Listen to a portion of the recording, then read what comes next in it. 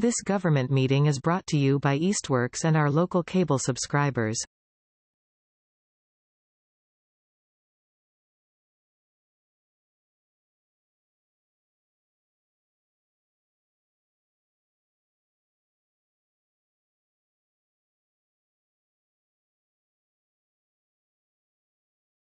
Good evening, everyone, and welcome to the Board of Public Works meeting for October 2nd, 2024. We'll make a motion to open this evening's meeting. Second.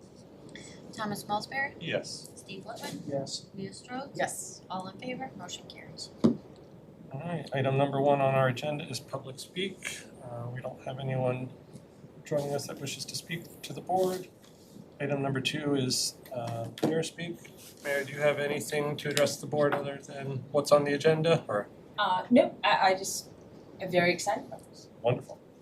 All right, then we will quickly move on to item number 3, approval of the September 4th, 2024 meeting minutes. Was everyone able to review what was sent out? Yes, I was. Any issues with as prepared? No concerns. All right, then I'll make a motion to approve the September 4th meeting minutes. I second. Thomas Malsberry? Yes. Steve Whitman? Yes. Leah Strode? Yes. All in favor? Motion carries. All right, item number 4 has been added to our agenda is climate action plan discussion. I believe there is a attachment at the back of our packet. All right.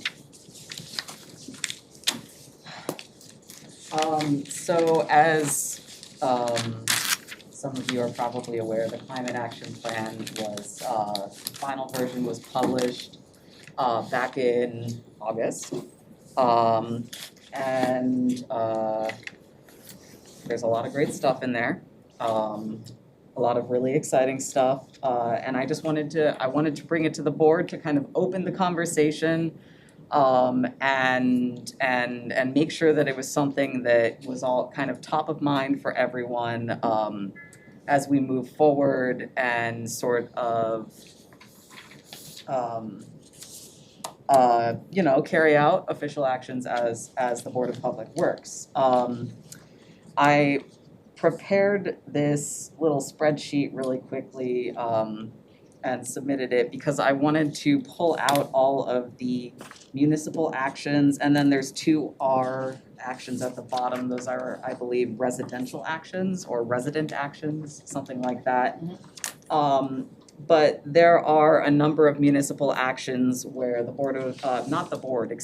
the Department of Public Works is either the lead municipal department, a supporting partner, or is just listed amongst multiple partners within the city and the community. So I just wanted to bring this to the table. I do have a couple questions about some of these actions, but before I get into that, I wanted to see if anyone else had any thoughts on the document as prepared or the climate action plan, if you've had a chance to read it. No, I have not reviewed it. Okay.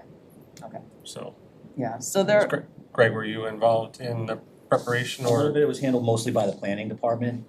We've recently created a sustainability coordinator position that'll really help steer the ideas in this plan going forward. A lot of it comes back to just what we can fund and what's available for money also. So. Okay. Awesome. And Mayor, please. Yeah, I don't want to take up too much time on this, but as Greg said, planning and our former conservation agent, Cassie Taggart, put this together over a massive grant. We used some ARPA money and whatnot.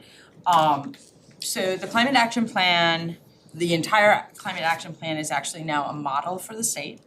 It's one of the first, they call first generation of new climate action plans that attach to federal and state regulations.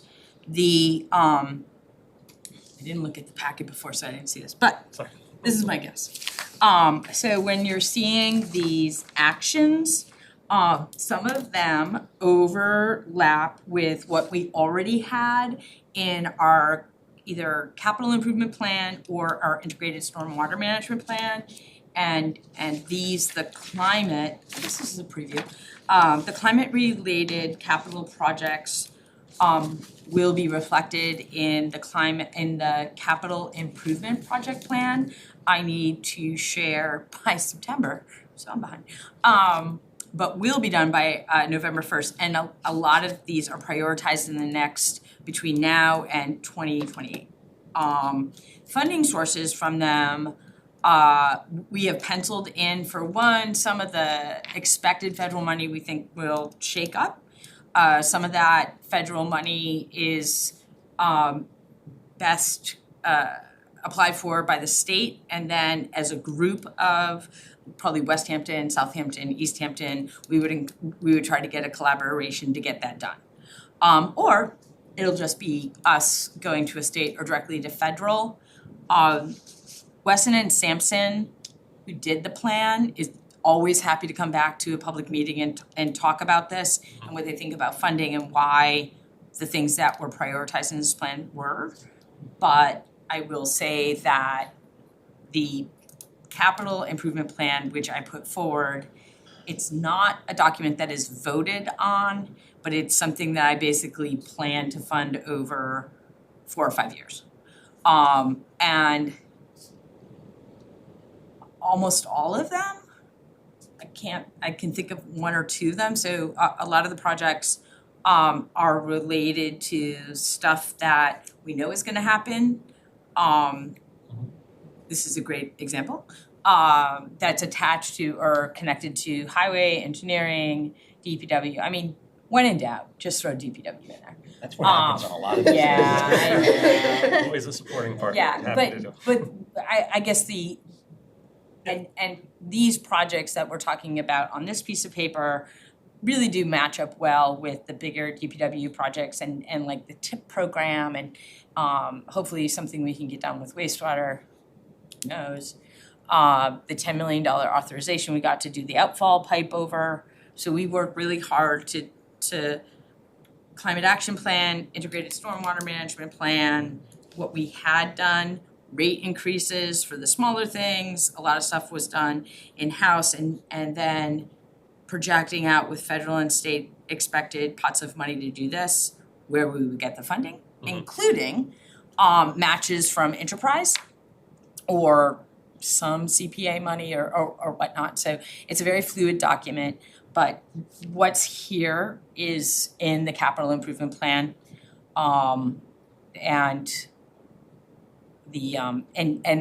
Overall, the capital improvement plan, my recommendations and my goals in this plan till 28 and certainly until December 31st of 2025 are all climate related. There's, I hate to break it to the other department heads, but if it's not planning to do another plan, it's really DPW sustainability coordinator that pushes forward, like fleet EV transition and a lot of these projects here and more studies. So, municipal vulnerability grants, I don't know, how many have we had of those? 2, 3?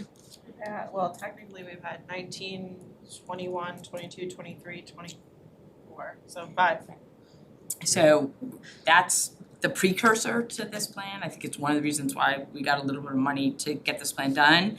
But with this plan and that's another big funding source for this. And then there are a couple of others. Housing Works just came out, and that's attached to climate action. So this is kind of like it's a plan like the integrated stormwater management plan is for water and wastewater. And this is just overall, and it goes into a lot of different departments. But I am thrilled you read it. That's awesome, and parsed it out. But yeah, Weston and Sampson would be happy to kind of talk about it. They're very proud of it. And I'm happy to come back, in early December and talk through the plans as it overlaps with this and DPW and You're welcome. and stuff like that. So yeah, it's not something that sits on. It's not a plan that's going to collect dust. We've done stuff already, and we're about to do more stuff. And No, it seems like a good mechanism to coordinate stuff that was already. I'll tell you, it's really hard for people to say we're not funding something related to climate change. Yeah. Like, it's just hard to get a no vote, which is good. Once we have that sustainability coordinator, there'll be someone that's here to tie all of this together. Yeah, I mean, that's more of an issue or a concern, like we've gotten the job description. To find somebody to fill that position, especially when we've never had it and there's just so, like, we have all of our electricity bills, we have it, but to tie it together and then that is proving to be a very difficult position to just get people to apply to that are even close to getting it. I mean, it is a concern and we've been approached by 4 other communities to like share one. And if that's what we have to do, I guess we'd look at it, but there's so much work. Like we have probably 25 hours a week, if not more, that a sustainability coordinator could do in Easthampton just based on this plan and everything else going on. And the question is, you know, these candidates are, you know, working in Chelmsford and making, you know, $1.25 and, you know, it's hard to compete. But we're hopeful. I mean, Emily, our HR director, is reaching out to different colleges and whatnot, so, but Greg is 100%, like the capacity of DPW and the newness of this field. It's a lot of work and it's, you know, even if you have experience, like you're learning as you go and all of the new money. It's one of the reasons why we broke out the fleet transition to EVs, because there was technical guidance and an RFP process that helped us do that outside of the climate action plan that we didn't have to hire somebody to do, work with a leasing agent, which involves DPW. Has the job been posted yet? That's a good question. No, No. it has not. We're working on Yeah. getting funding appropriated Okay. to the appropriate line items, so we have the funding to hire someone. Cool. There's been a Yeah, and I think couple that, challenges with that, so. yeah, and it's a cart before the horse, like Yeah. sustainability coordinators, at least in part, are paid by the grants they bring in, kind of like community block development grants, so we're looking, we have an electric aggregation account that was put in place in 1999 or 2011 or to do with the energy program we signed up with.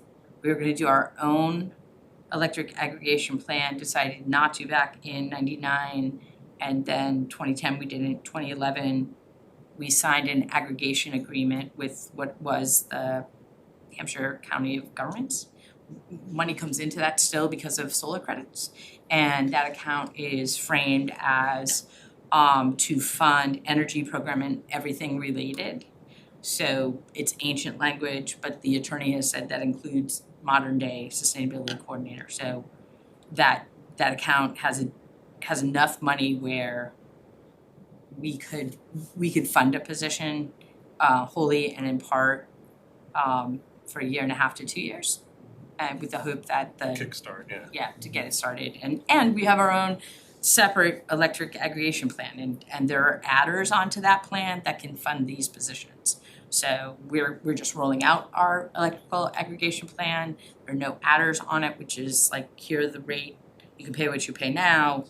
You know, then if you want a certain percent of clean energy, and then for those 2 other plans, you can add on at 0.02 cents or whatnot.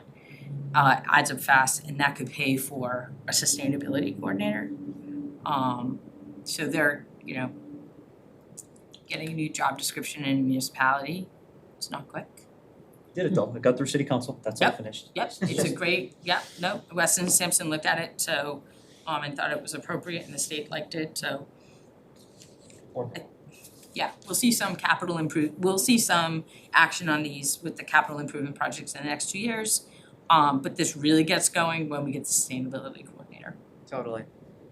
I was curious, is the department the primary property manager for Easthampton? Yes. Okay. So that ties into the first action, prepare municipal buildings to be net zero ready, et cetera, et cetera. That's kind of where that's coming from, in terms of who's taking the action. I was looking on the city website and I saw that there was a Honeywell technical energy audit and an optimized IGA published in 2021. Whoa, 2021. Yeah. At some point, and I was kind of curious, was a contract signed for, so that happened? It happened in, when I say we, I mean the city, but really I mean Greg. Greg and our procurement officer is actually going back and forth with Honeywell right now. So it's a energy, I forget, ESCO contract where It's like a highest possible cost situation. Right, and the state Department of Energy Resources kind of oversees that program. You sign certain conditions. If we set what we'll do with the heating and cleaning, this is simplifying it, and then the savings we get back from Honeywell. So Honeywell had a very different interpretation of what they should do and what those levels were. And Greg and Michelle and Michael caught it and said, well, wait a minute. We actually are doing what we're supposed to do. So we haven't seen the savings that we thought we would right now, but they're there and we're, we've been doing what we're supposed to do. Totally. So it's in the works. Yeah, no, I mean, There's it's just happening. only so much we can do with Yeah. the funding we have. I mean, in the Honeywell project, we looked at putting solar on the roof of this building. Yeah. An array next door, and then the steel prices just got too high and it was no longer feasible. So Right. as much as things look like we should be doing more, there's almost always a reason why we did as much as we possibly could with what we had. But had to could only take something so far. And that's kind of why I came here with questions that came up and not, because I just don't know, I'm not here every day like you guys are. So I just wanted to know. Just some context, so the Honeywell project, which was great for the quality of air and overall something we had to do, it was a wonderful way we got to do it as far as paying and ARPA and whatnot. We start the work, it's an old building, and then we had to shut down the building for 3 weeks because it was snowing, some I can't even say it. Viable. Thank you. Unidentifiable. Like little white shreds of stuff. Oh, yeah. You open an old building and Stuff falls out. you think you know what's gonna happen and then it doesn't, and then you shut the city hall down for 3 weeks and do a whole bunch of stuff around that. So the Honeywell work was done, but it made us very cautious. Yeah. The next time go around with the building envelope on any of the buildings, we have learned a valuable lesson. Totally. And we got some money back from Honeywell for messing up, which was good. Okay. But it was 3 weeks. Yeah, It was a long 3 weeks. absolutely. Yeah, so we're, I don't know, live and learn, I guess is the, But we got a lot of new equipment in this building and next door, Major, much yeah. more efficient equipment, much better, more efficient controls over every room in the building, And 30 years from now, it'll pay for itself. significantly more reliable. that's the idea. That's Cool. the idea.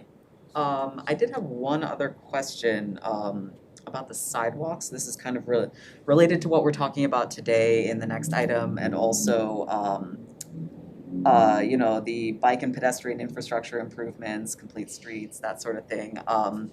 I'm just curious, I know that there is a pavement asset management project that's kind of happening right now. I'm curious if there is a sidewalk asset management plan, program, thoughts about that. Is there a GIS layer right now? Like, what's the state of the sidewalk information right now?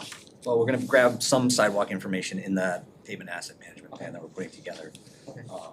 But sidewalks are something we need to make some more significant investment in across the city. So, Diane and I have been doing everything we can with the Complete Streets program. I think we're allowed to get 500,000 from that program, and we've only got 216 or so that we're allowed to get because we already got so much. So we just did Diane's just submitted a grant application to do some Complete Streets work on Main Street and Knight Avenue, and get an RFP out there and some new sidewalk. So we're kind of like I said, we're doing everything we can with what we have, but it's Sure. In any of the new projects, we integrate in, bike and ped into those. yeah, like South Street's a great example. Mhm. We paved South Street, and we were able to kind of leverage enough money and find some more funding to get the new sidewalk installed from Main Street to the bike path. So that was a huge win. Yeah, But it's hard to do because there's just only so much money to spend. yeah. And it doesn't, I don't know, it does or doesn't make sense, but some of the worst sidewalks in the city might not be prioritized, and not because we don't like that street, but like the South Street project, and we were doing work there, we found the extra money to pull that sidewalk down because that connects to the Safe Streets to School grant that goes from the new school all the way to Taft Ave. So we're trying, right, and so then you go down to the bike path there, and you go to Payson Ave right here, and that was done over. And then you go over and it's Union Street, and that's done over. And then you go up Union Street to Main Street, and that is our next huge, massive project. So and the state loves, writing the grant, asking for that money to attach to. So that's great. If you're too successful, you stop getting money for a while. Don't do anything well. And then something that we're always really concerned about is the area, is Plain Street, right? Which has nothing, and there are kids and families and whatnot.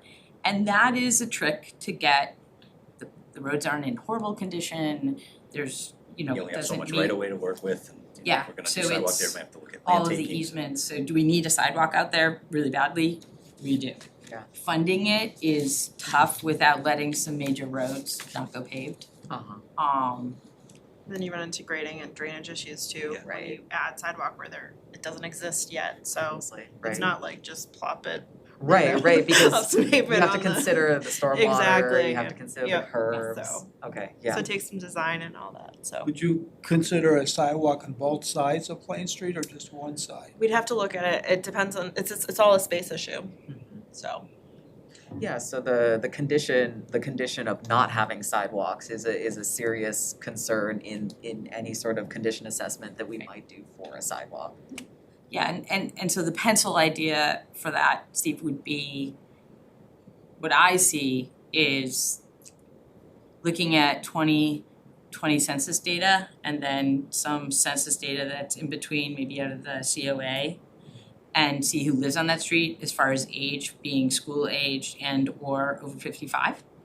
And is there money out there that way? Now, again, it's a really, you would think you just get to do a sidewalk, it's complicated, but maybe there is a case to be made to some money because of the age of who lives there, and who accesses it, like kids waiting for a bus that have to stand in a snowbank, or folks who are differently abled or fall risk, and they all, and trying to grow it from there. I mean, that it's a possibility. I don't know where that money exists for a city our size. In Gateway City, it's different, but when I'm thinking about how to get work out there, that's what I'm thinking. I'm thinking about age, and I'm thinking about who uses it, who needs it. I live off of Plain Street, and there's a lot of bicyclists, dog walkers, joggers. And the other issue are the people who park in the street. So too, if a sidewalk kind of brings the, narrows the roadway and you have somebody parking, that's gonna, so. Totally.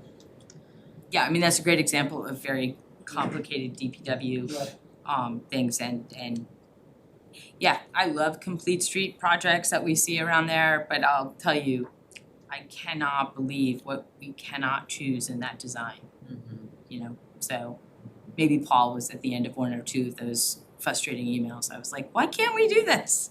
But I understand Paul. I've learned, it's taken 7 years.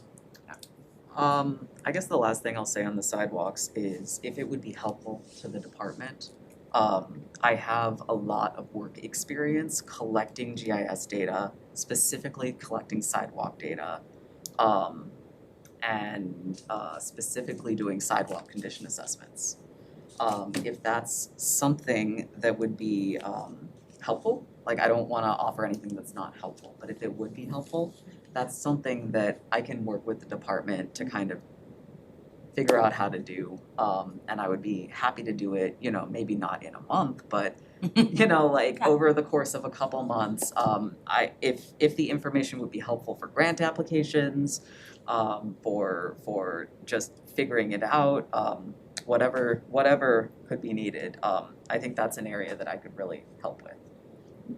related to that, so when I was on the telecom committee and we were looking at one of the major hurdles of doing infrastructure grants for telecom was a pole assessment. And lots of other communities had done preliminary pole assessment surveys through a volunteer effort where there would be like coordinated days where you're sort of given a crash course in pole assessment, and then people would work in groups, not to do an official pole assessment, but to sort of help as a preliminary step to see if it was viable to then have a contractor do it. So there's other models like that if it would be a helpful community program. Yeah. 'Cause I agree, sidewalks are, Right, so it wouldn't be official. I mean, one, but it could be a data gathering point to sort Yeah, of or get a just- rough indicator of what regions of the city. kind of like streetlights, something's out, we ask for the pole number and the location. Yeah. But the one thing I would say to that, it's the mayor, not a member of DPW. One thing I think is gonna pass and go through would be a state law that is gonna say if a utility is double polling anywhere, that they have to remove that and replace it with a new pole. And I think in the next year, we're gonna see that as a law, so to know where those double poles are. So Eversource, Verizon, say, oh, you have none in Easthampton, you I get to know where Two those in are. my front yard. Yeah, I was gonna say, yeah, you do.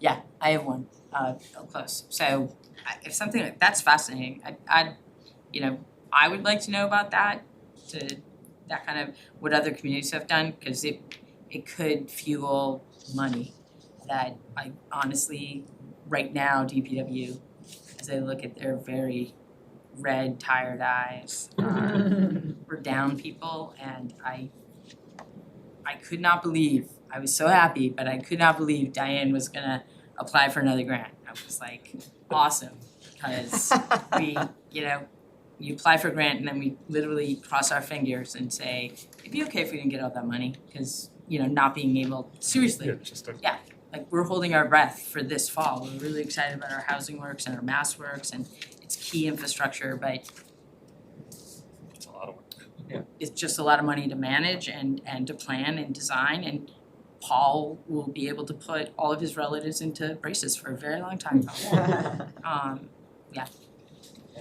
Absolutely. Oh, very good. Started. It's tough. It's tough. Any additional points on that, or? Yeah, I think that was mean, a very good discussion. yeah, absolutely. The last thing I'll say is I think it's always helpful to have a capital backlog in place, like with the pavement asset management, like knowing how much you need to get to where you need to be. I think it's a great first step. And I'd like to see what happen with the sidewalks too. Greg is very excited about the pavement management Yeah. software. Oh, it's gonna be cool. You're on the right board. Yep. Okay. Yeah, so it will be interesting it's a good tool. If there's no further discussion on the climate action plan, I will move along to item number 3, item number 5, the Main Street concept design. Good evening, everybody. My name is Paul Vergel, Senior Project Manager with Bowman. I have a presentation here that it's kind of informal. If you have any questions as I'm going, please feel free to jump in and ask me anything. We were hoping to have Paul's presentation be kind of like a soft opening, if you will, for our conceptual designs and what we've been discussing for Main Street. So interested to see what you guys have to say about it, and any of the public that happens to be at the meeting tonight or see the recording later. For input. So we're gonna do some larger public meetings and more public outreach, but we wanted to kind of start with the thoughts of this board. So this is just a quick overview of what the project footprint looks like. So as you can see, on the southern end, we're right near the library where the War Memorial is, and it continues all the way down Main Street to the north, includes the intersection with Union, as well as Campus Lane and around Pulaski Park, and the approaching roadways as they come in, which include Pleasant and obviously Northampton Street at this point. So this is I have just a question. yes. aren't you glad you invited me, Greg? On the left side, Yes. where the War Memorial is, Yes. so across from that is the Pepin School, and I see a little driveway. Is that the driveway that goes into the parking lot that's attached to the school? I think that's the existing roadway that is in that same. Which I think is the driveway. It is Isn't driveway? it, the roadway is It's the like driveway, it, isn't it? what is it, Clark Lane or Or something? yeah. Yeah. So that, Yeah. does that go in? Yeah, that looks like it's Yeah. Clark Lane, Pretty sure, that I yes. think the developer for the schools is saying they're gonna discontinue. Oh, there it is. Continue. Maybe, Well, it'll still be parking there, that'll be parking, so that right? driveway will still be necessary to. Right, so we're gonna do that, okay. Yep, thank you, So the cut through. yes. The discontinued Yeah. there. Okay. Because there used to be a gate, right? Just like Yeah. Midway still through. maybe it is. Yeah. No, we took the gate out. Oh, it is out. Wanted it out. Okay.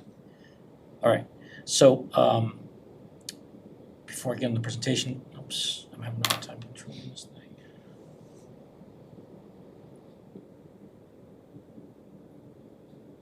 All right, let me jump to my PowerPoint.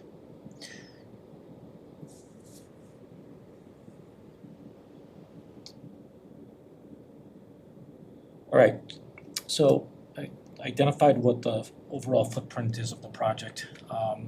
In terms of what we're trying to do is put this project through a Mass DOT tip review process where right now we've had several meetings with the public. We've had outreach meetings at the church down the street. We had several internal communication meetings, as well as online feedback that we solicited from various residents to get their feedback on the overall project. I'm gonna go kind of over about where we are based on feedback we received. You also have a handout here, I take it that all of you have one. So we started this back in February of 2023, where, just to give you some highlight points of what we've done to date, we've had a Better Block event earlier this year, back in April, that, as you remember, it was, I'll show it on the next slide. Basically, we tried to envision what the overall roadway feel would be like if we were to narrow down the roadway, make it more pedestrian friendly, try to make features in this area more attractive to bicyclists, to provide more of a network that can connect safely from one end of the project to the other, as well as trying to come up with some features that would support the local economic benefit of this area, particularly at Restaurant Row. And we understand that that's a very important part of this area, given the amount of foot traffic that place receives, as well as vehicular traffic for restaurant service and so on. We also were focused on green space and making it more of a congregation for people to be able to meet up and get from one place to another, as well as improve accessibility. As you go out there right now, there's a lot of non-compliant access points that we're trying to make safer, better for all users, as well as make it shorter crossings for pedestrians to get one side to the other side of the street. So back in April 24, seems so long ago, but it was 6 months ago, I guess, where we were out there just after starting to warm up a little bit. We've worked with one of our sub-consultants to develop this painted application of street features that we want to help us envision, what happens when we have bike lanes, what happens when we change up the parking a little bit. As you can see, this was something that was done, and we received feedback from various folks in the city. As you can remember, there was people had concerns about their overall access to businesses, to the driveways. We were able to convey those points, but we're also able to, and I can show you later on Campus Lane, is really neck down the width of the roadway to make it more accessible for people to cross the street and get from one side to the other. And we left some of those cones in place afterwards too. 'Cause One of the things that we certainly want to focus the discussion on as we move the design forward is really parallel parking versus angle parking, and that's something that we're going to address as we proceed with this presentation.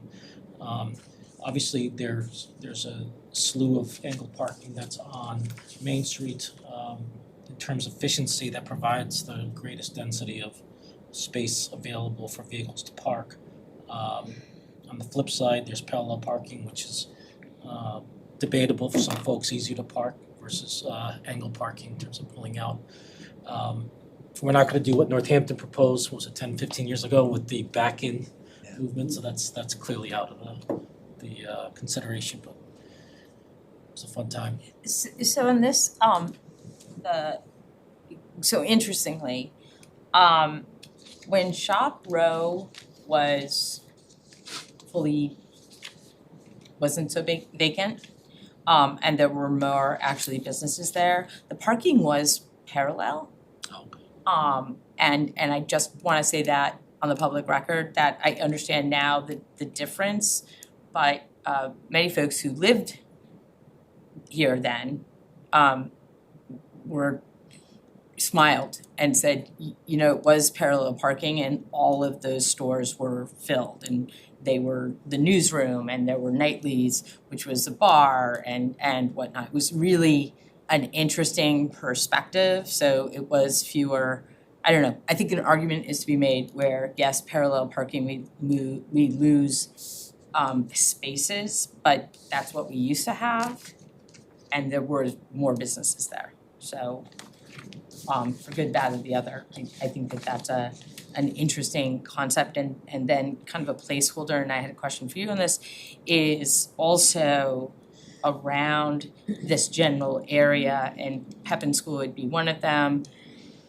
I think Bank ESB, which is informal now, maybe the future library on off hours doing formal shared parking agreements for when these businesses aren't going, you know, City Space, there's a show at 6 o'clock, the library is not open. And there are, I don't know, 20 spots behind it, that sort of thing, or Bank ESB. So I don't know if that is or could be included in the overall tip plan parking design.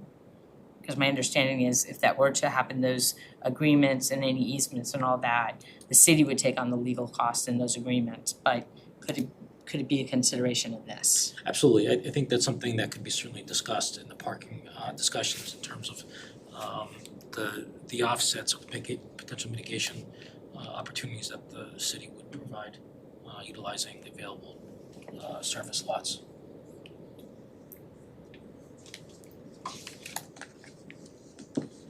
One of the biggest concepts that we're trying to accommodate as part of this project is the incorporation of separated bike lanes as well as shared use paths.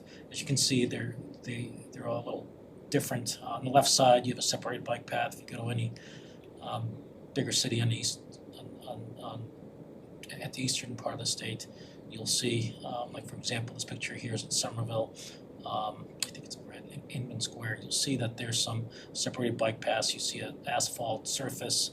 You have a little bit of a green strip for landscaping, and then you have a concrete sidewalk that abuts the buildings. This is a very typical feature that you would see also between the bike space as well and the parking or even the travel lane. You see these little landscape areas that could be utilized for stormwater green infrastructure, which is also another component that could be integrated as part of this project depending on the overall concept we decide to proceed with and the available space we have as a result of that. So on this, again, Greg invited me. So my question here is, one, when we're looking at these two examples, Yes. would both sides of the street have to have some version of what we're looking at now, or could we make the case of just doing one side? And that's something I can talk about with the concept Yeah. that we have. Certainly, we have a certain, a decent amount of right-of-way that's available to us on Main Street. We do have a unique situation, and we can go through that once we have the plan, that we run into some challenges where on one side, we identified a shared use path to get the, and I can talk about that a little more detail when we get there. Yeah, I But, mean, if you just want me yeah. to go down, I just wanna. Yeah, that's a great question. Yeah. Yep. Let's jump there after. Yep. One of the points that actually is going to drive how we get there is what we do over by the restaurants. Particularly a consideration that we've been providing as part of our design was a development of a permanent public space that can be utilized by the restaurants with outdoor seating, create kind of a plaza area that they could have access where it's separated from travel. It doesn't have that temporary feel as it has now with the concrete blocks that are separating traffic from people sitting down at these tables. And obviously, these little bump outs here, as you can see, those are some other considerations that really neck down the roadway with RFBs and things that you've seen elsewhere in the city. So just to visit this idea with parking, we want to maximize the amount of parking out here. We know it's very important to residents as well as the businesses here, but also balance it off with the overall congregation needs or the needs of the space, the public space that we want to open up for people to be able to share.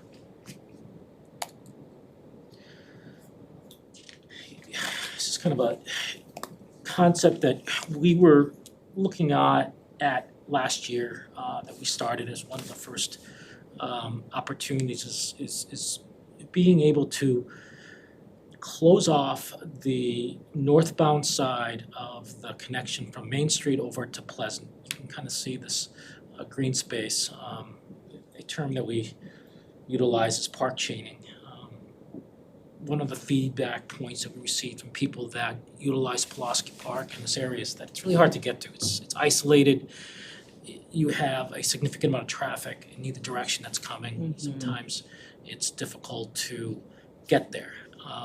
And by many folks, they feel it's underutilized. And this is something that, this is a concept that was brought forward in terms of having an opportunity for us to park chain it to the eastern side of Main Street, basically between Campus Lane and Pleasant. However, that brings challenges. One is real estate. We don't have a whole lot of real estate to work with to accommodate traffic flow. What happens is, obviously, with the current configuration of the park, it's operating as a rotary, where you have a one-way flow that flows around the rotary, where traffic is split up, and the management of traffic movements is isolated to various intersections. Like there's 3 intersections, right? At the left side, you have that kind of a U-turn over by the monument where Campus Lane is, and then on the northeast side is where the Pleasant Street is. You have a movement there that occurs with various lefts and rights coming out of that connection, as well as, I should say, the Beast at the northern limits towards Northampton Street and where Main Street intersects near Florence Bank. One of the issues that we were finding is operationally a roundabout would be a great solution from a level of service, from vehicles being able to be serviced without delay, as well as help us with traffic calming. But as you can see, it brings significant challenges. One, it impacts property. As you can see, it creates an awkward situation at Lyman Ave, where it intersects at a spot that we would force to want to have it come into a roundabout at a 90-degree approach approach, which means what? It's going to really, in order for that 90-degree turn to happen, we're gonna really take that property where D&D Auto used to be and really slice it up and not make it not really fully usable as it is today. Other issues is, as you can see at Pulaski Park, some of the traffic movements and turning movements are within the limits. As you can kind of see, we would be subject to Article 97, which is a Massachusetts, Commonwealth of Massachusetts law that requires any municipalities or any entity looking to modify an existing park space or green space would have to get state legislature to buy in and approval, which is a lengthy and costly approach because under that future mitigation, you would have to do a 3-to-1 replication of that area somewhere in the city to make that be mitigated. And the closure of the east side road wouldn't be enough to mitigate it? Or would that still be city easement since there'd be utilities under it? Correct. You would still have to work with closing off. You mean closing off Lyman Ave entirely? Yeah, where you have the green shaded, that's not enough offset, it has to be elsewhere. It would be an offset, yes. There's other considerations that would have to be added, particularly utilities. There's certain overhead restrictions that would not be able to be Right. Continued under future use. And quite a grade change there. That's the next big Yeah, point. that's a Yeah. problem. As you might remember over at Ferry Street, when that construction was done at Pleasant and Ferry, we had to lower the intersection quite a bit to bring it to about a 4% grade at the roundabout. That's one of the major design components that we would want to integrate as a 4% grade. And that would require us to chase that construction work down Northampton Street for several hundred feet and also impact the bank. Florence Bank's access would have to be modified. We would have to reconstruct part of their parking lot and it would create significant challenges. We may need a retaining wall there too. Yes, we would need a retaining wall in order to accommodate those grade changes, as well as water main and other impacts that would have to be adjusted because of the roadway cut. It's good from above till you. It looks Yeah, until you start trying to, Yeah. It's usually one of the things you find out.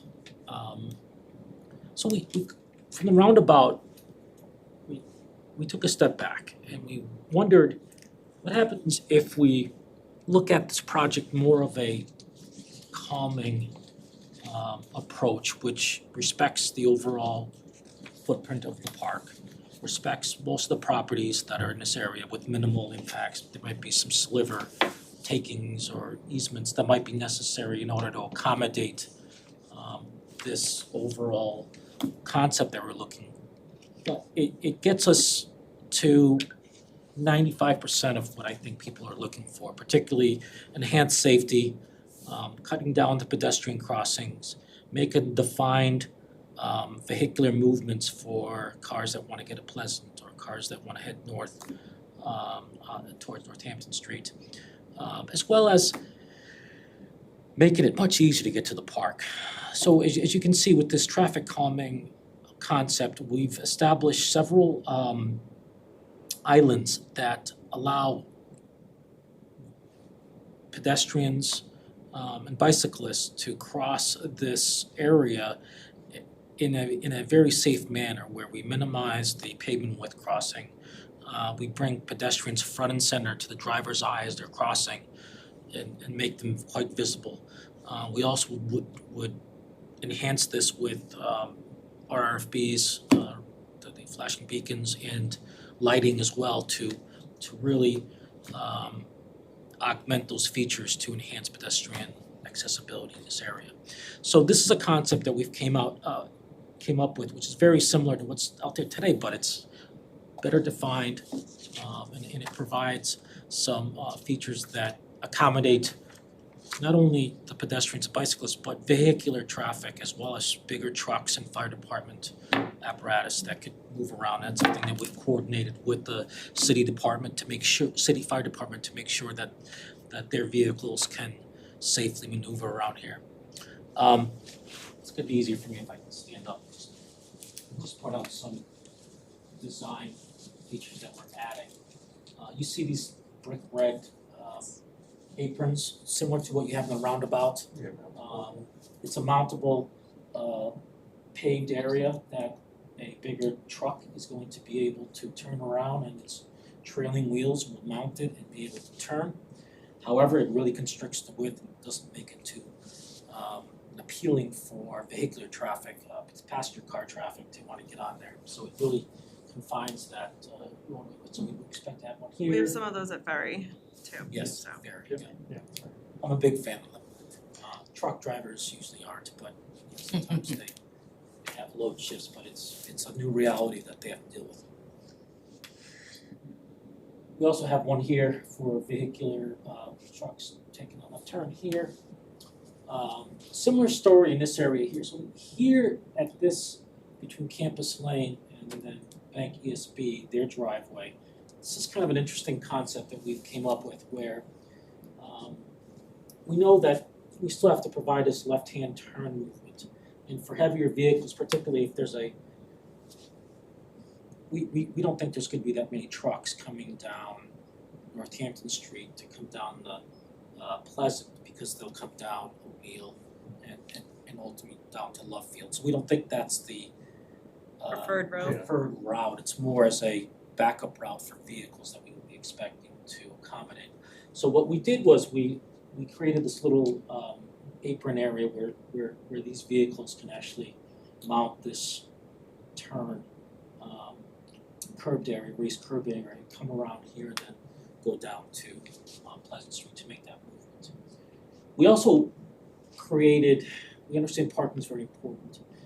We created this sleeve of a small little parking area that is isolated from the through movement that will be coming into this intersection, where if there's a vehicle that wants to park, we're going to create like a raised island here.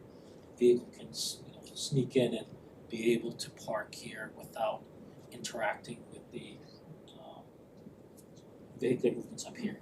Then exit via the mountable curb, or you have to? Yes, they would. It would be a one-way flow exit here through this movement. So one thing that we're still working on the overall detail. We can make this into an apron, but I don't know how much of a curb reveal we really want for that exact reason. So that's something. If you notice in the details, it's not really so dark on that area, but it is something that we would. Oh yeah, no, I understand. Want to work with. Just so it was clear to whoever did it, and they wouldn't try and back out into traffic through the slot. Correct.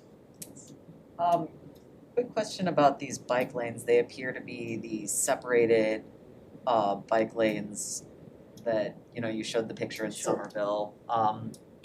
So where's the inlet on the I guess that would be like the From Northampton Street. yeah, from Northampton Street. Thank you. And where's the outlet you know, at Campus Lane? So let's if we can Okay. shelve that question. I have a presentation layout that talks Got about it. the big picture. Got it. I just wanted to focus on some of these bigger design components, which is great. That's a great question. And I think this opens up a bigger discussion in terms of the feel and the approach we want to have with some of the balancing acts we need to move forward with. So over at Shop Row, one of the considerations we were trying to, so we're moving to the south. Shop Row, we have all this pedestrian activity, plaza activity that happens in this area. As you can see, there's a good amount of right-of-way that works, but there's some pinch points that we have to work around where, based on the property deed research that we did as part of this project, we wanted to identify the property lines and have an idea of where the pinch points are and what kind of continuous layout we will have for bicycle treatment being either separated or shared use. I think there's an opportunity to have uniformity throughout the entire project, but there's some discussions that we should have as a group to see, a certain trade-offs acceptable for these goals. This concept here brings it back to the olden days where we had the parallel parking. And it removes the pulling parking, angle parking that exists today on the north side here, as you can see remnants of it in this image layered behind this proposed work. You can also see the old remnants of it here. As you can see, there's a lot more spaces with the angled. There's a trade-off with the on-street parking. However, this brings certain benefits that some people like from a parking maneuverability standpoint. I just wanna mention too with that, it's gonna feel more like it would feel more like a Ferry Street getting out of your car, not a Cottage Street getting out of your car, just kind of for reference. You'd have That's an that excellent buffer point. in there, between the car and, again, no. Like that car. Where we have, Yeah. where we did the Ferry Street parking, like along the pond, so. Yeah, the idea is to have that buffer, so when you open your door, you can actually still have it after you get back to your car. I know what's on, it's kind of what's going on Union Street too, right? Buffing. Yeah, there's kind of like The in bump. front of the Yeah, the Pascal bump, yeah, McFlurry. definitely. Yeah, Sheltered parking kind of. And is that hatched off area like a bus stop area? oh, that's Now a what that great is? question, yeah, so here, my city space, Yeah, there's a bus stop there, so just Yeah. curious. so that is open up for a bus stop as well as we understand. That's something that is a consideration on top of the daycare activity, because there's Mm. gonna be drop-offs. and Or even pickups. just for city space, like if they have like a tour bus or something coming, like basically a loading zone kind of area. Exactly. So with this concept, we're now at Union Street, and just big picture, what we're trying to do is make it a lot more pedestrian safe. So a treatment that makes it much more appealing for all users to utilize. So one of the components that we're confident we can remove as part of traffic operations is the free right that exists right now. If you're going down Union, and when I go northbound, pretty much can go almost any time, as long as these guys are not in your way, the cars coming from the south. Personally, one of my issues with this right turn, it's not really easy for vehicles trying to pull out and go backwards. I don't know if you ever got stuck there, but I can tell you that it's prone to road rage. Not that I ever did it, I'm just saying. But you never find a gap, particularly in the morning or the afternoon, and trying to back out safely. So I think with this feature, with the new intersection configuration, we can really meter vehicles as they're going northbound with the signal operations and getting rid of that free right that exists. And allow cars to come out and make it much more comfortable for them to utilize this area. So that's one of the features that the signal modification is going to bring at this location. So on this one, it might just be the scale of the map. Sure. That Union Street, where Union Street comes up and the 3 crosswalks, that just seems like a lot of what I'll call free space or undirected space that's already a mess, and maybe with the whole design it's different and more calm, but it's more not a question than just a comment Okay. that, maybe the calming or the design on either side would minimize kind of the chaos that can happen there at any given time. I mean, not, yeah. Absolutely. So it is one of the challenges we have with these types of intersections, and particularly going through a Mass DOT review, is the ability to accommodate a large tractor trailer truck known as a WB 610, which is the largest fleet vehicle that's out there, and that's the standard they're gonna hold us to. So it was important for us to accommodate these, particularly if there's ever a truck that wants to take a right-hand turn. This is the most critical movement for them in this area, where their trailing wheels are going to hit these this apron area and trailing behind. So we want to kind of create this opportunity for that vehicle to be able to make it. It opens up the space, similar with the left-hand turn, and we want to make sure that that truck can make that movement. So it creates a lot of pinch points that need to be accommodated somewhere with the way that the vehicle turns into the intersection. I know it's very early, it's conceptual, but in a layout like that, where the pedestrian entrance to the crosswalk is in that mountable berm area, where is the pedestrian signaling posted? Like how far back Sure. would the pedestrian be expected to stand So to their sight lines? yeah, so typically it would be in this yellow area here. As you can see, there's a lot of different colors here. Oh, yeah. And one of the points that we were trying to convey with these different color schemes is this brings us as an opportunity for us to put a landscaping architecture feel to it, something that can really beautify the area more. So we would expect that somewhere in this yellow area here where we would have the pedestrian push buttons Yeah.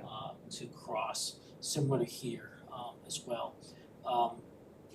There's some components that will change in terms of the configuration of the ramps and how things are. I Yeah. fully understand. I was just more, so you would only be expecting a large vehicle to hit sort of that Reddish. red dash, not the yellow brick Correct. area. Yes. Some of that hashed area is kind of more like flex area right That's now. what I would, yeah. So we're trying to like get the layout in, I so would like say that the whether green infrastructure ends yellow up there brick or, as an infill makes it seem like a hard, Yes, hard yes. surface. yeah. So maybe for future hashing, a brick Great point. facade Yes. is not the right No, patch fill. understood, thank you. Because that kind of makes it look like that's the Yeah, more a hard pavement. impervious area that That you'd makes expect. sense. And I just wouldn't want a pedestrian in there when a large vehicle is trying to make a right. Okay, just that little red berm In the area. blind spot is not a good No, place no, to. that was mine. Yeah.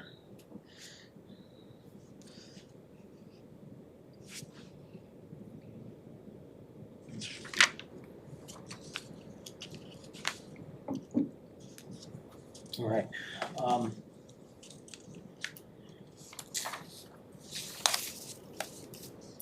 So here's some other considerations that we did as part of this project. We feel that we're able to upgrade this overall area with taking it from our initial design from being on-street parallel parking to angled parking. This gains us about 4 additional spaces in this area as part of this. And one of the things that we wanted to understand is, well, okay, we're talking about parking in one area, but how about the big picture? What's really gonna happen if you look at the entire area? What are you losing for spaces? Right now, if you were to count the spaces that we're touching, we have about 66 spaces that exist today. Under future conditions, we'll be losing about 4 spaces if we were to make this area angled, add the parking around the rotary over where the park is, as well as get some other spaces that I think we can recapture as part of the improvements that we're doing here in this project. So it's not that big of a big loss. However, one of the things I do want to bring up is a lot of spaces here could be challenged from, if we submit this to DOT and they're like, well, you should be doing space here, it's not a properly spaced, it's not the safest configuration for what can be done out here. So we think it's a net wash overall, in terms of the impacts that we can provide. If we were to go back to the original concept that had parallel parking, as you can see, we would lose, at worst case, 8 spaces.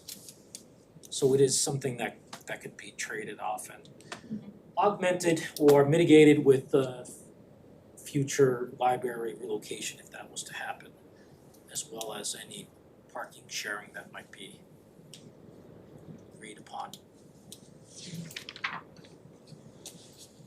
So, Is there any, sorry. no, Is there any information on having two different types of parking styles in the same area for confusion, or is it better to have one style consistently throughout an area, or as long as they're not intermixed? As long as they're not in the same area, I think keeping it segmented like we have it here, I think is fine. And as long as it's properly delineated, I think that's the key point that we wanna. when we're looking at the right turn from Union onto Main, so when I'm looking at, it just dawned on me, the is the little cutout, like that second weird light still there, or do we get rid of that weird light? we got All rid the of it. slip lane goes with it. That's a dangerous That light. little island is Oh gone. my gosh. You mean the one that got knocked down a couple years ago? Yeah, that like, I just, it's hard to be at the Silver Spoon outside and just watch people trying to cross there and you can't see it from the turn is concerning. It's funny though, like the channelization, as we call it, with the right-hand turns are not really ideal for urban areas downtown, particularly in central business districts. It's not ideal. It's something that works great for cars, but not for everybody else.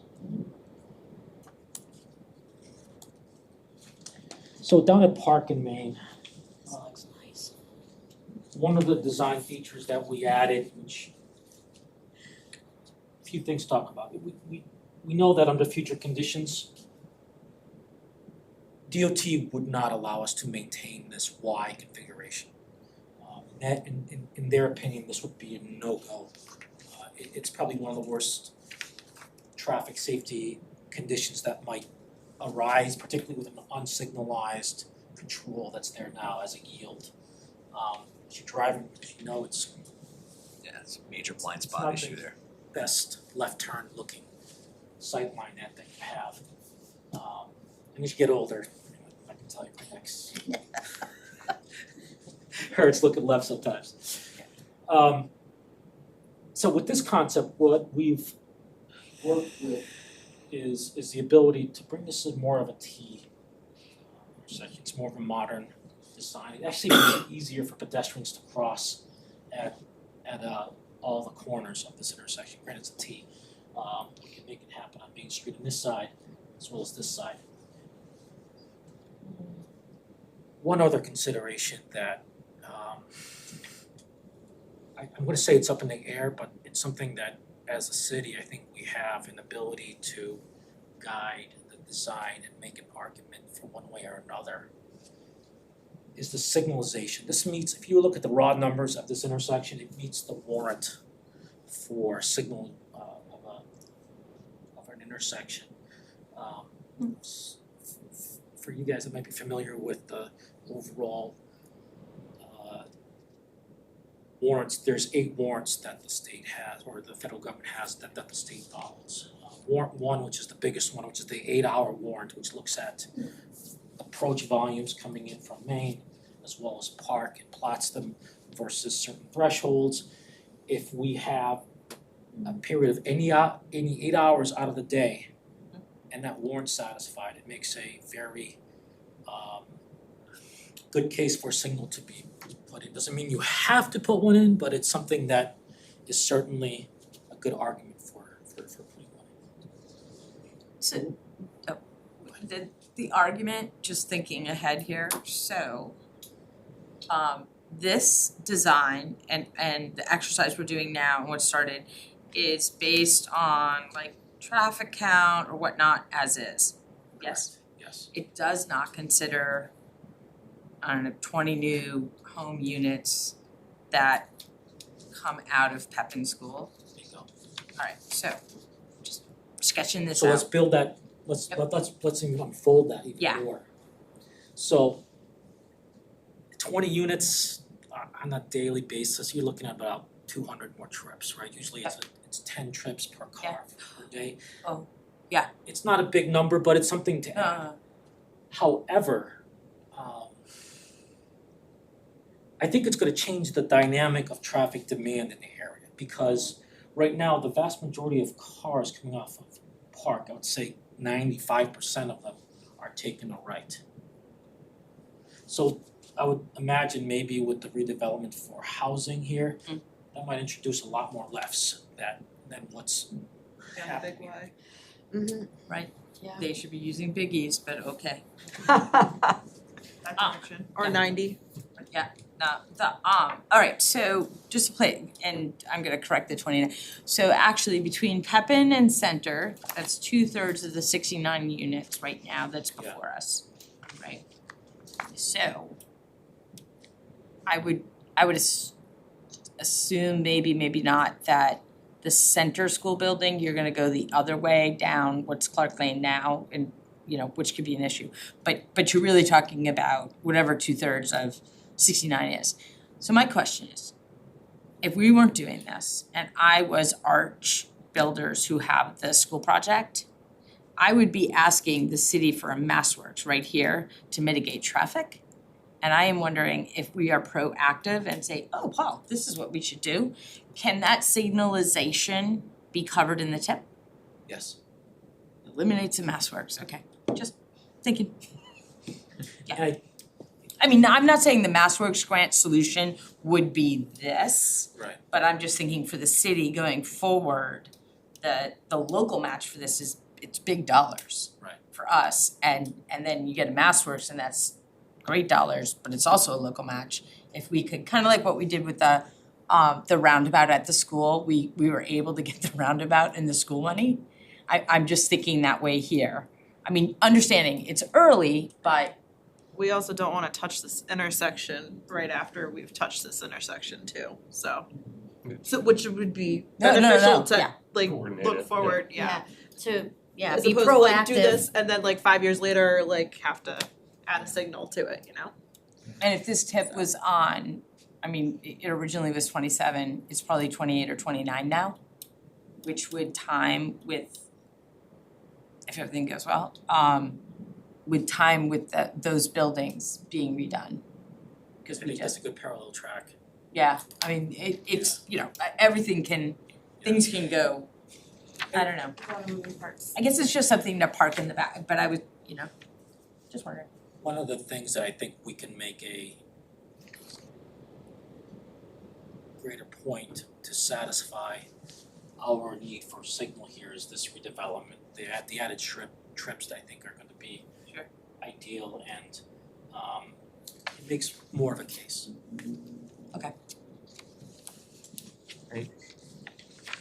Like, and again, I know this might, for a lot of really good reasons, might not be the final choice, but just overall in that area, the timing may be terrible.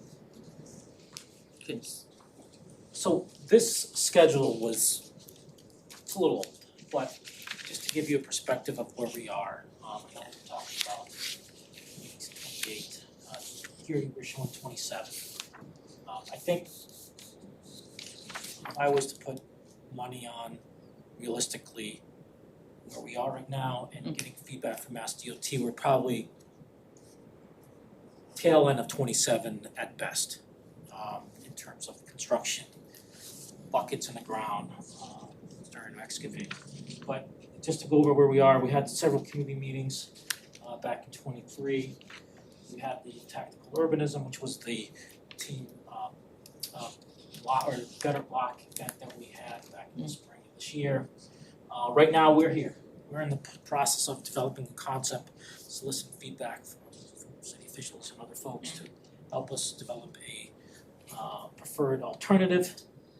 And then once we have this preferred alternative, the next step would be to develop a 10% design, as DOT calls it, which would initiate an over-the-shoulder review, which is kind of a newer concept that DOT introduced, that rather than seeing plans that are somewhat well-defined at a 25% level submission, you can kind of solicit, get feedback from DOT, and understand what their no-go assessments are with certain features that we're trying to add. So let me bring up the alternatives here just to show you all where we are. And so let's start with the angled parking one. Do you want me, is it best for me to zoom into one area and talk about features, or? I think so. Okay. I think one of the first questions that we had was about how does the overall bike ped plan work here? Can I ask you one question while you got that? Finish up here. Looking here, and you're coming down here, you stay to the left. Are you able to continue on this way? Yes. Or, because it seems like you've got your solid line here. You know, I'm interpreting this, I can only go around. No, absolutely, you would be able to, that just didn't print out the right way, but yeah, you would absolutely be able to go, Just crazy. absolutely. Yeah. So it's never gonna be 100%. So I take a little bit of pressure from that there. Mhm. So one of the things that I wanted to highlight, that this looks kind of messy with the concept of, well, here we're showing a shared use path, then we have a separated bike path, then we go back to the shared use path. You can kind of see that on both sides of the street in terms of how that's laid out. And one of the concepts that we wanted to work with is there, where we showed a shared use path, we have in essence less of a footprint that we need from a cross section, and being more mindful of private property that's out in certain areas that create challenges. Like for example, we have this little triangle parcel here that is owned by the bank right across the street from where this park chaining would have occurred if we were to continue that. As you can see, there's gonna be some taking there. And that assumes a shared use path concept that has a narrower footprint than a bike lane with a separated pedestrian walkway.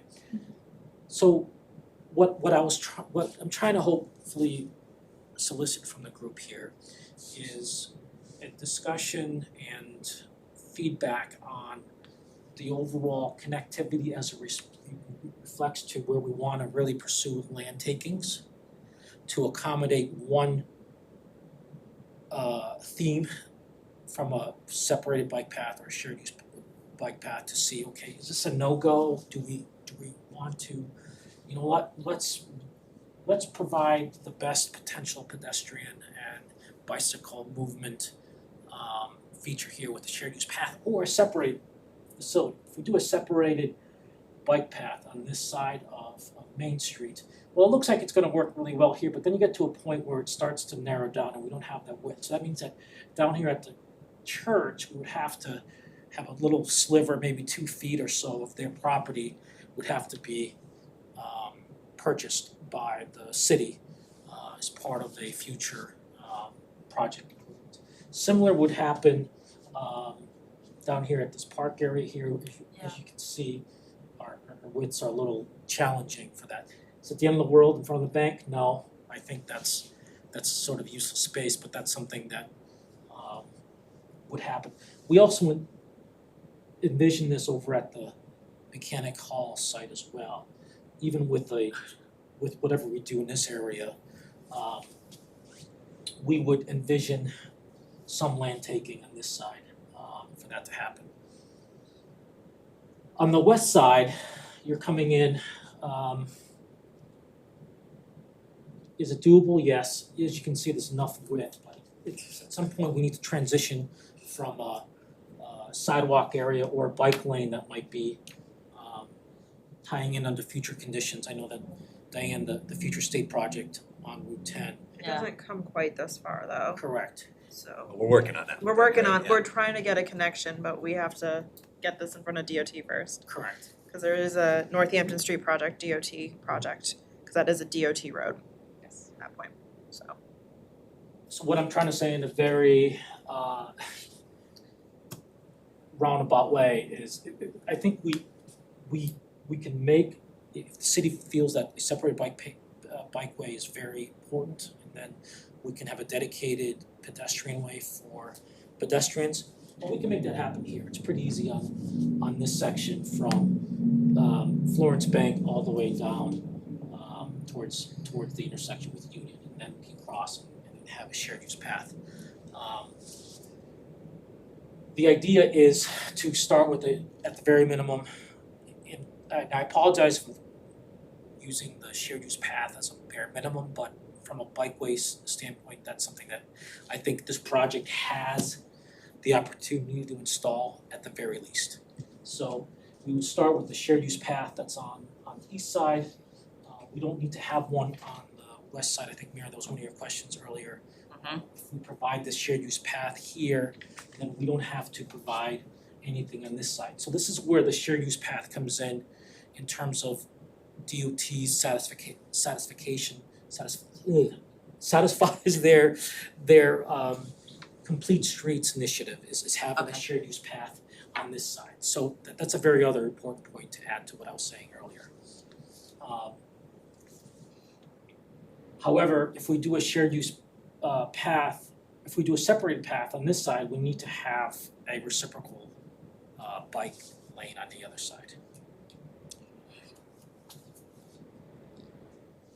I mean, the thing that pops into, I have a couple clarifying questions, but I also and it was brought up.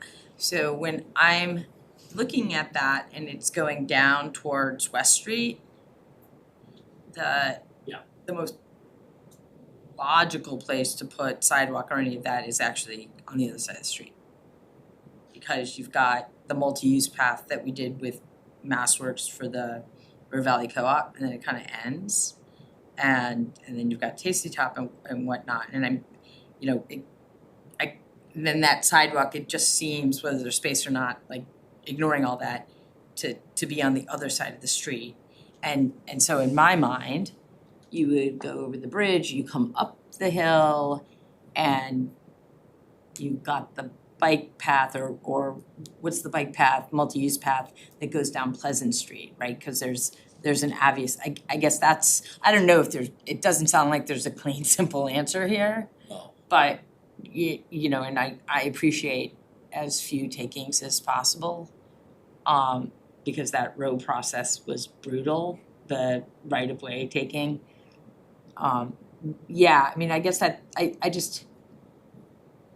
Yeah, I guess along the mayor's lines, why can't you can have the shared use on the left between Park and Union, why can't that all be pulled to one side and go around the outside of the roundabout? And So you're saying put the shared use path here yeah, all the way along. and then run it this way? Yeah, instead of Yeah, that's something that can certainly be rather done. than crosswalk here or there and Yeah. one lane this way. Well, you're still gonna have crosswalks and a significant amount of, I understand, but Yeah. I'm saying for bike traffic, it Yeah. could just stay along the Yeah. eastern side of Union all the way around the outside of the rotary, to tie into the Route 10 traffic. To free up real estate on the western side. so that's great to build off of that. Mm-hmm. That additional real estate's gonna give you more green space, more potential for infrastructure, green infrastructure. More outdoor seating for the restaurants. Correct, more plaza space, things of that sort. We would, we're talking about bringing it on this side, right? Yeah, to the eastern The side. one thing we would have to keep in mind is we do have the electric bikes that are out in front of the Old Town Hall. Did they get relocated in front of Easthampton Bank in one of the island areas? Sure, I mean, it costs money. No, I You know, can have but- this project do it. Right. We could have this project do it. Yeah. Let's just keep saying that. Keeping it in mind because They're already paying for it. we want Well, it's the tip. people to use the bikes. I mean, Yeah, like be near the bike Yeah. path.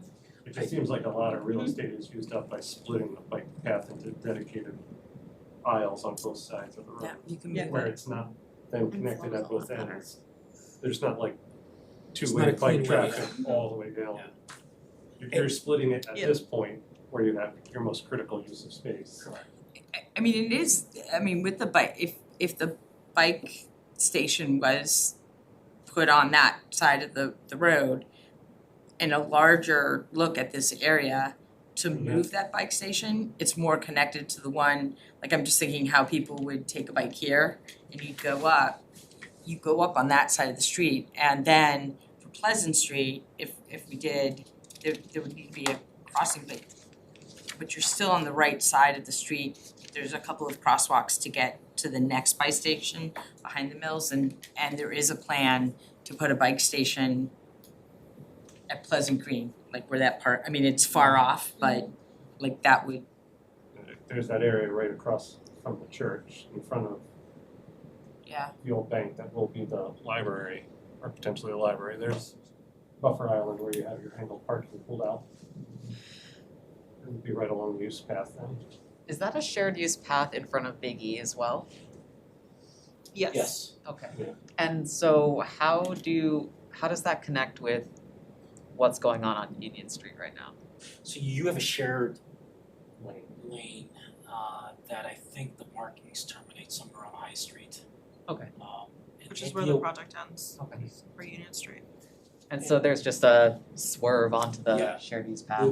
Which is, we do yeah. an on-ramp. Okay, Yeah, cool. on That would get you out of the traffic. I mean, that's great. For the Union Street turn. I mean, not like people aren't biking on the sidewalk on Union Street anyway. I think that shared use path on the east side, I think creates a significant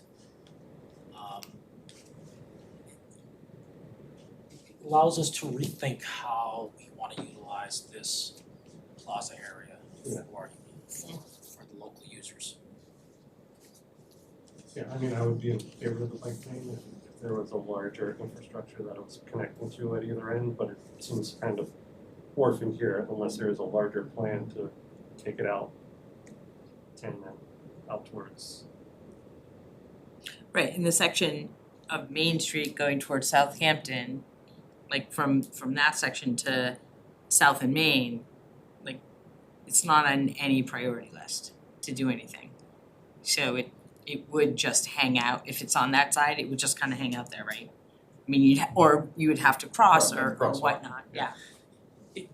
I think minimizes takings, Yes. and that's great because you don't have to. Definitely. It minimizes how much you pay off and have to work with the Yeah. appraisers and everything. I mean, you've been through it. Oh yeah, I'm scarred. You're not the first person to say that, so. Everybody else is, the worst thing with the appraisers is that there's not a whole lot of them, and they're all very busy, and I'm sure that created delays and everything else. So. And we were relatively fortunate that we had property owners that really worked with us, and that is not the case always. I mean, it went and it still was really intricate and yeah. The one thing that I also didn't talk too much about is I think this allows us to add some additional features to the park, particularly sidewalks. Yeah. If we do wanna create, Feeders. something to We wanna put the sidewalks where people are walking. Like you do at a college campus, you follow the paths. yes. Follow the footpaths. Just for like when we were looking at that timeline, which is very fluid, so say that we're at best, right, construction at the tail end of fiscal year 27. Calendar. Huh? Calendar. I was gonna say one, is that calendar? Calendar. Two, does that mean we would aim for bid then for that next spring 28 construction? No, so DOT would want this out to bid around May of 27. So they would want us to have Bid would be, bid ready at that time. and so then there's bid, a bid award, when would we start the right of way taking process? That would be That would before happen bid. before the bid. So you We already have to have the that in space. place in order to even go out to bid. That goes back to the capital improvement plan. I got a budget for that. All right, that's good. Great. Right, so what we would do, just to give you a little more inside baseball, we would develop a 25% design that would be bought in by Mass DOT. They would buy in and think that our project footprint is as needs to be from a constructability standpoint, which would then help us establish what the temporary easements would need to be for construction and potential future permanent easements that we would need, takings that we would need for that. So that process would start at the moment in parallel with our design to define the takings and the development of these right-of-way plans, as you might remember from Union Street.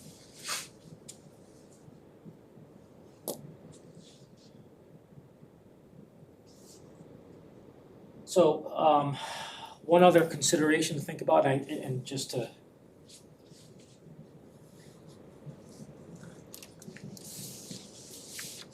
one of the reasons why we were there's two reasons actually why we were avoiding angled spaces in this area. One is we feel that it would be quite intrusive into the operations of the traffic signal right now, and it currently is today, particularly in the off-season months when there's no barriers there. Given how much we see this project already slowing down traffic from a traffic calming standpoint, this is gonna seriously make it a lot more manageable from a traffic flow. Vehicles are not going to be really speeding here unless they're dumb and not looking for tickets, because it's going to be Or curbs. right, or curbs. Exactly, that's my point. It's gonna find curbs. The cars will find curbs, and it's gonna hurt. So it really takes away parking maneuvers, particularly pullouts in this area, are gonna really, I think, hinder the operations of the intersection. I think the best treatment here is to do a parallel space, particularly in front of Shop Row. One thing that I really didn't talk about before is this crossing here, and this was actually something that the Better Block experiment allowed us to do, is really constrict this opening where, as a pedestrian that's walking down, say Campus Lane, and let's say the is here that has an agreement for users to utilize, they're coming down Campus Lane and the crossing is gonna be on Main Street. Well, as you can see, we just took down that 80-foot opening. What do we got here? About 12 plus 12 plus another 10. So 34 feet or so, right? So you really knocked down that crossing distance and really brought that pedestrian front and center. Particularly now, as you cross out here, you're a little hesitant because you have cars blocking you. You don't really have a defined island. And the idea is also to put a raised island in this section here to really provide a potential refuge for pedestrians. That further constriction of lane width to slow down cars. That's one of the, I would say if I was to, if you asked me what's the most positive thing you heard back in public feedback, that was the crossing there.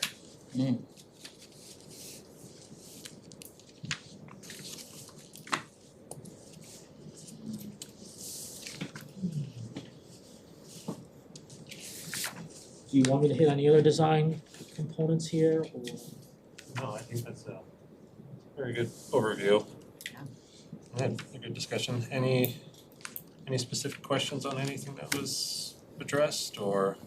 I do have a question about the over by Florence Bank Yes. and that little, so is there any, Is there any grade change there? Yes.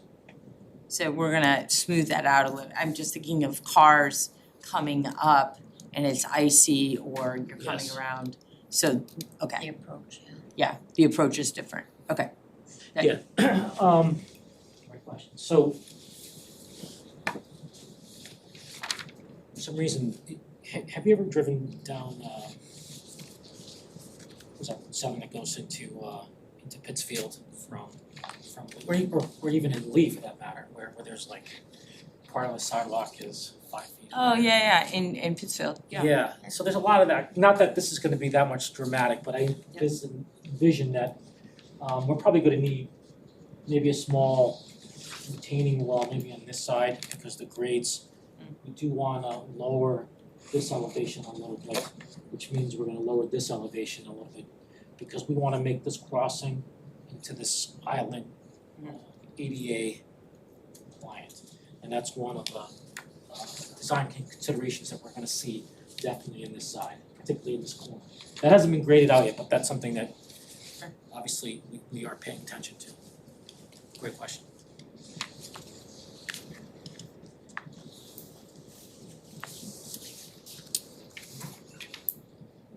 Thanks, Paul.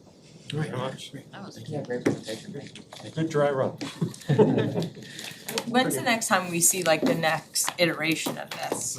October 24th, is that? October 24th is the public. Oh, that's We're gonna the, have up that's in the city- public, Yeah, Upstairs. upstairs On- in city council chambers. and the presentation looks just like this? Well, we're We'll gonna tweak it. refine it. I think we're gonna have, we have another meeting. And then Okay. we've got some comments from tonight that we're working Yeah. on a little, right? So the 24th, like whatever we talked about here may be may be incorporated a little bit into what we see on the 24th. Yes. Oh, okay, alright, I thought the 24th was just gonna, excellent, okay. No, we'll It won't be like massage major whatever we changes, want but- to. Yeah, and it'll still be very fluid, like there's Oh, no, yes, oh, yes. Not even at the 10, not even at the Oh, yeah. 10%. yes, And just to keep in mind, this is a DOT project and we'll have like all these, I'll come to you and I'll say, absolutely, this is gonna work and somebody's I gonna, remember that, okay. yeah, I remember that, Different plan. Yeah, and it's, to be frank, it's the most frustrating thing sometimes where. I can remember their names, Patty, Annie. Oh, yeah, she's local now. She is. It's good crew, don't they have like a little temporary office on Bank Row? Mario uses that, yeah. Yeah, so we know where they are this time, No kidding, I know that. yeah. Yeah, good it's to know. Mario's field office for Union Street. I'll tell you one of the most frustrating things. This is obviously, is this recorded? Yes. Yeah. Public meeting. That's why they We'll- use- We'll go, we'll Yep. talk. Yeah, I mean, but I think that's important to say on the 25th, and that this board knows, like, there were a lot of really neat things we were excited about that we thought we could do, and Mass DOT corrected that thinking. Yeah. It was like Well, going there's to law multiple school. different departments that look at it from the Mass Yeah. DOT perspective too, so. And from my experience, you'll see different groups have different, they'll contradict themselves, and that's where I was going with my earlier statements. You'll have different divisions want different things, and we should expect to see that. Well, we have an opportunity to kind of go back and forth about what the Mass DOT project that's further down Northampton Street and how it might connect in here to say, well, we're doing this up here, so could we consider like being a little more uniform further down Route 10, or is that project designed based on the Northampton line forward? Or who knows? It's hard to answer. Yeah, They're very early on too, so it's hard, it's really. we have the same project manager for both projects. So Oh, I we think still do? she's, Oh. I think she's gonna try to make it work as a fluid thing, but who knows? These projects are in different speeds at different, moving Yeah. parts, so. And there's a lot of different money coming, like for the tip, but then on Northampton Street. So, I think this is going to be a transforming project of this downtown area, and it's exciting, particularly create where you do have real estate, that plaza area, I think is a very exciting. it is, seeing D&D Auto and Memorial Hall, to wherever that comes better than what we have now. Okay. Good night, everybody. Thank you. All right, thank you Thanks, for your Paul. time. All right, if there's no further discussion on that, I will move on to item number 6, Director's Report. Okay, it's just sweet, short and sweet tonight. Union Street, we still have third-party utility work kind of ongoing. Sidewalk construction is moving right along. They're getting a lot done now. The remaining sidewalk work with one-way alternating traffic and structure adjustments will happen over the next few weeks, with final paving tentatively scheduled to begin on October 24th. So, Same Right. as the meeting. yeah, we're right where we want to be though. So that'll be, November 1st will be a great day. Milling operations on Holyoke Street and Mountain Road were completed last week.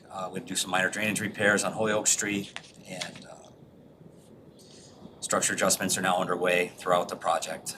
They were doing a lot of work on Mountain Road today, and paving is tentatively scheduled to start on October 9th. That'll go for 3 days, the 9th, 10th, and 11th. We keep permission to work the Friday before the long weekend, in the interest of getting things done, so. Will there be another full mountain closure during? Yeah, during paving, yeah. Anytime you do anything on the Oh, mountain. no, I just wanted, and that'll be announced similar to how we. Yeah, as soon as handled we know more about what the weather looks like next week, maybe. I think that was well probably- coordinated Probably before. Monday, we'll push it out really hard, so. Very well. That's all I've got for tonight, so. Thank you. Thank you, everyone. It's a longer meeting than usual.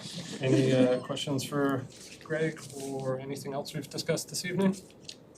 Not at this time.